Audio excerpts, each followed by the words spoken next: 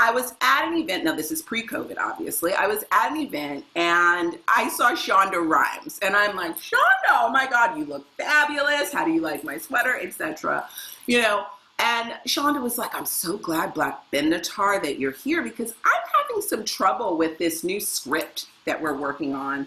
I have been brought in by Pixar to do the next Toy Story 5. And there are some real flaws with this new show, Woody's New Roommate. And I'm like, girl, I got you.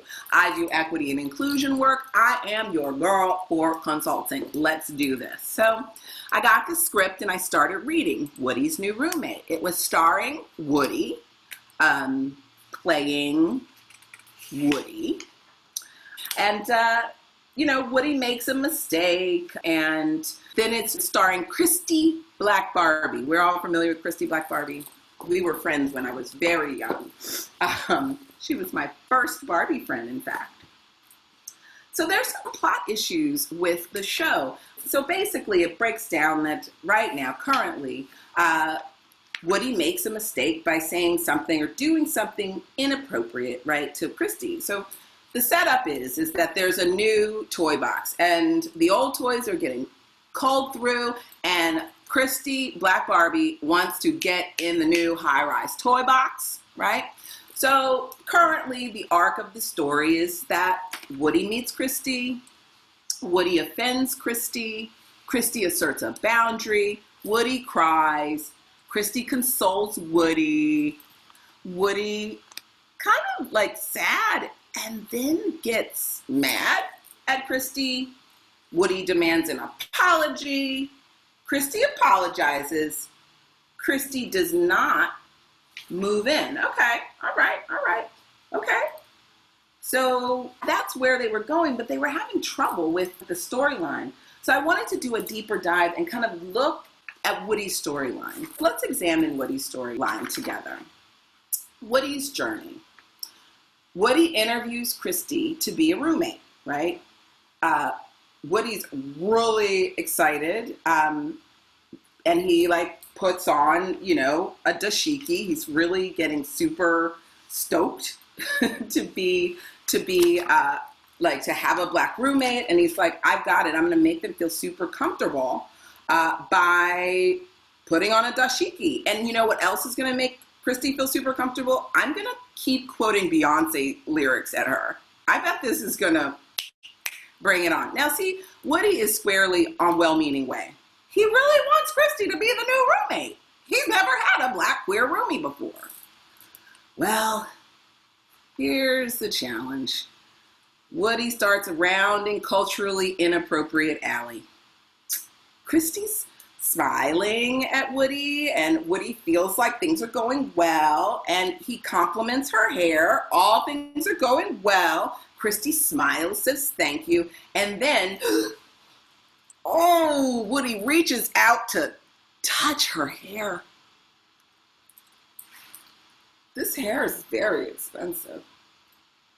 So touching is touchy. Well, guess what?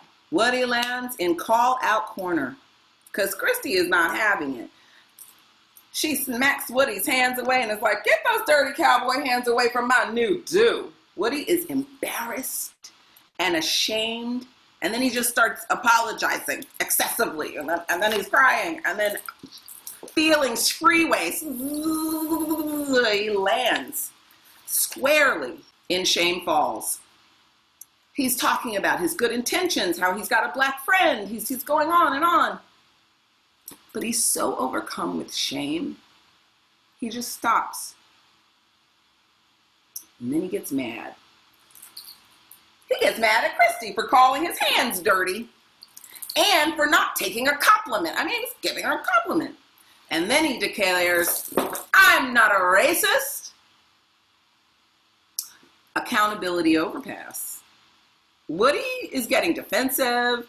He's upset that he thinks Christy's a racist and that now he really needs to like handle this. He really needs to handle this, and he plops himself over into Delusion Gardens, and Christy apologizes, running out of the house, and Woody celebrates, thinking, you know what I did? I I just protected the toy box. I'm a hero. You think Christy moves in at the end of this narrative arc? No. Christy does not go to the toy box, but why? Okay, well, I was like, Shonda, girl, we got to look at Christy's journey. Christy Black Barbie let's see what her story has to tell us, because we got to get this plot worked out. Okay. So, Christy Black Barbie's journey. Well, Christy's at well-meaning way. I mean, she is excited and wants to be in the toy box, right? She's looking forward to making new friends. Like, she hopes everyone likes her new hair because it was expendy and she wanted people to think, you know, she was bringing her best game to the toy box. When they get to culturally inappropriate alley, Christy thinks Woody's dashiki is a little weird, but she likes Beyonce, and who is she to judge? And she figures it can't get any worse, right? She smiles when Woody compliments her hair, and then he reaches out to touch it. Christy is caught off guard and reacts defensively. She smacks his hands away and tells Woody to keep his dirty cowboy hands to himself. Maybe not her finest moment, but she was surprised. She was shook. She said, this do is expensive and it needs to last until my next session with the stylist. Well, that is when Woody takes his trip down Feelings Freeway and Christy is feeling uncomfortable. Christy just wants to salvage the interview. Just like she just wants to move up into that high-rise toy box. Well, Woody starts crying. And now, Christy is trapped. She's got to console him. I mean, she's like, if I can get him just to calm down, maybe I can get into the toy box. Shame falls. Christy's trying to explain, trying to pacify. She says, maybe next time just ask before you touch my hair, and I'll do better. I won't smack your hands away. I will do better. I can do better. Accountability overpass. No, sorry.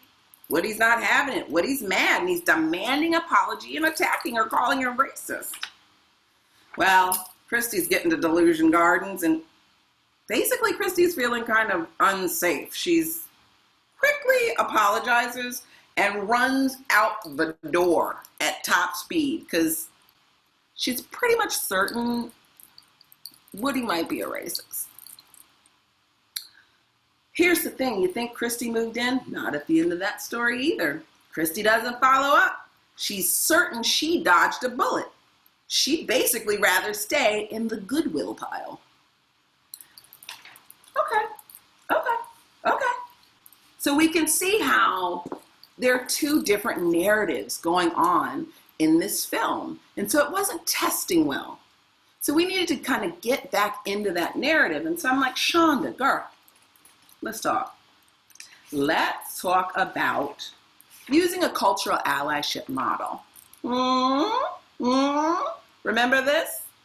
Engaged learning plus action times responsibility minus shame. All right. I think like this is where we can go. But Shonda's like, what do you mean shame? And I'm like, Shonda, here's the thing. When you enter shame into a plot line, it stops the action, right? Shame is a focus on the self. I am bad. Woody went, shame falls. I am bad. I am a mistake, right? Shame avoids change. Shame is like, I'm done. I hate you. You're a racist. You made me feel upset and I'm done. I'm not engaging anymore. But guilt. Guilt. We always hear that guilt is bad, but guilt, actually, it is a motivator, right? Guilt is a focus on the behavior, right? You're not bad. You just did something bad, right? You're not a mistake. You just made a mistake, right? Guilt allows you to motivate to change. So I think we have to make sure that we are not engaging shame when we think we are engaging guilt, and that we're engaging guilt when we think we're engaging shame. We want to be in that place of like, I can do better. I can learn. I can change. And you know what I always say is that, you know, there's no time to make the right decision, right? So if you mess up, if you have a hard time with something, don't worry about it. There is no time like the present to make the right decision. Learn, get yourself back up, and get back into the game, because values are forever. And so equity is a value. Cultural equity is a value. And sometimes we don't get it right. We're humans. We're imperfect. And if someone's wagging their finger at you, you just say, my job is to keep trying, right? My job is to use my guilt plus motivation to create responsibility, a sense of responsibility in myself, right? To make better. But first, before we can what does responsibility mean even? Let's talk about the 4 R's of responsibility. You want to recognize, right? If something happens, you want to recognize. You want to stop. You want to acknowledge, you know? Participating in the behavior, like just really understand what the behavior was. What was the cause of tension? Listen to your mind and heart, right? Something happens, take a minute. And if you have the ability and it feels tense, retract. Retract so you can get to reflection, right? So number 2, our responsibility is reflection. This is that part where you analyze a situation, where you understand where you went wrong. Examine your guilt for information. The guilt is telling you something. It's telling you that you care about something. It's telling you could tell you what you need to work on in order to forgive yourself, right? Guilt is an incredible indicator if we just know how to use it. Think about how a person might feel if they had experienced that. Think about what does it reveal about you, right? What does it reveal about your background? Reflection is this amazing point where we get to get closer to our understanding ourselves and our intentions that we put into the world. The 3rd R is to research, right? So once you've done your reflection and you've sort of gotten a real understanding of the situation through analysis, you can start to realign your actions and your intentions. Research is that next step where you actually get to turn that guilt into engaged learning, right? Let's really talk about it. Let's really dig in. What was the content of your potential gaffe? How can you be a proactive learner about situations where discomfort, racial tension came up? Can you investigate it? Can you find out why it's problematic? Can you Google it? And then last, repair. Okay, but don't run out the door and apologize to every person you see, right? Reparative action is not the same as finding that exact person and apologizing to them, right? Reparative action is about how you'll fix your mistake. And the mistake that we're making as a collective culture is the one of not engaging in equitable practices and processes. So repair is about how do you make a substantive shift in yourself and in potentially those around you, right? That's repair. We don't have to do a tit for tat.